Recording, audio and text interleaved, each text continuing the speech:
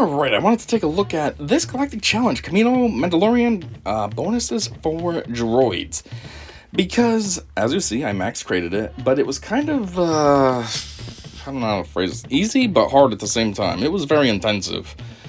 I never really failed per se, but I felt like I would, and, yeah, I don't know. I highly doubt that this is gonna work when I try to make the video, because it never works out for me, but I want to try to show what I did, because one thing I thought was cool was that a Grievous squad actually worked. I did not expect that.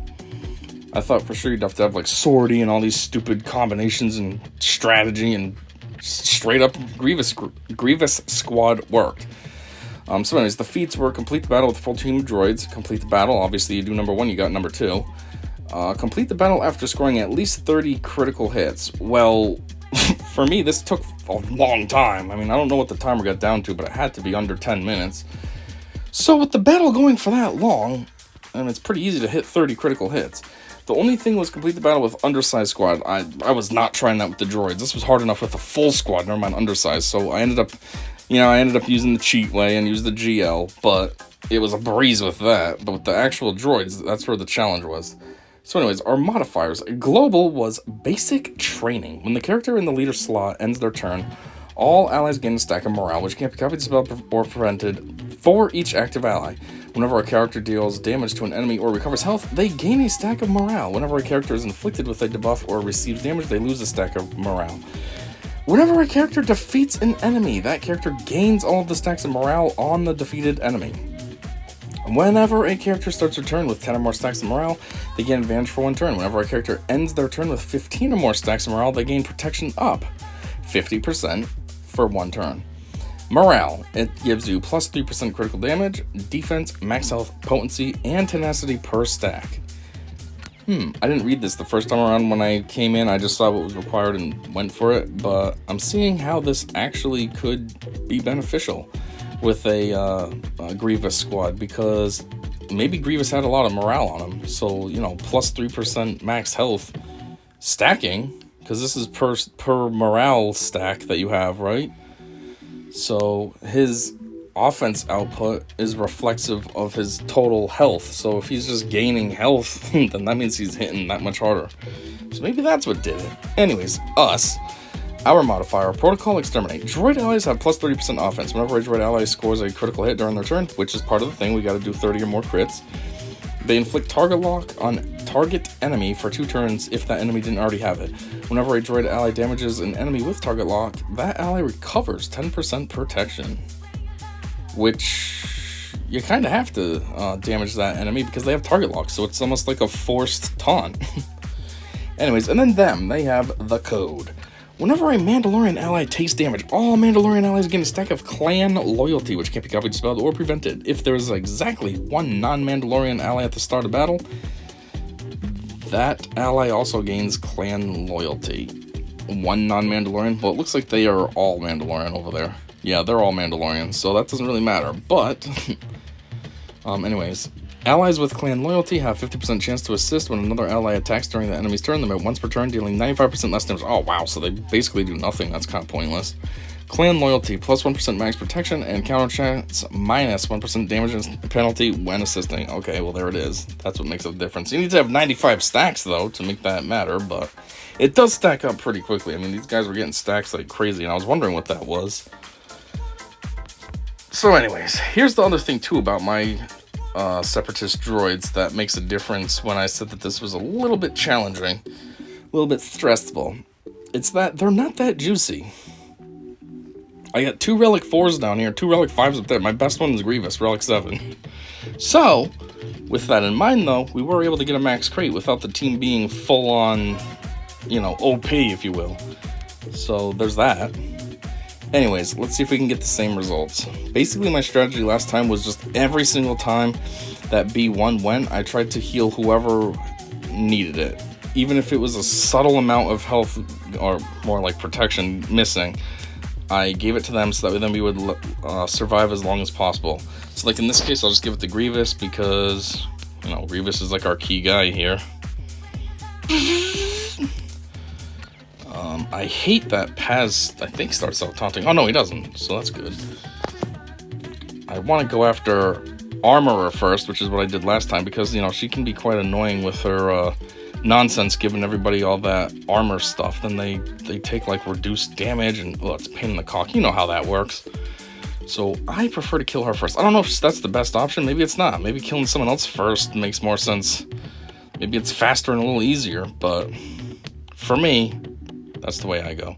Anyways, another thing I was thinking, this is just a random side note, Magna Guard is a crappy tank. Magna Guard is always so dead so quickly. I mean, I know mine's only Relic 5, maybe if I put more work into it, it'll be much better, but it's like, man, you are a terrible tank. Like, you're over here already almost dead. The only reason Magna Guard's still alive is because B1, and now B1's gone. So I don't think we're going to beat it this round, like I said, because B1 was very critical in this, and we haven't taken out a single one of them yet. But let's see what happens. I doubt this is going to go well, though. No B1. You need B1 to keep those heals up. Do I have any tanks that can taunt? I'm just wondering how they were able to go after B1. Well, we do have 46 stacks of this crap, so I'm hoping that's helping. Let me see. Come on. I want to show me. There it is. 46 stacks of morale. So, I mean, in theory, Grievous should be hitting kind of hard. He's got plus 3 times 46% health. Come on, that should be huge damage. It did nothing, though.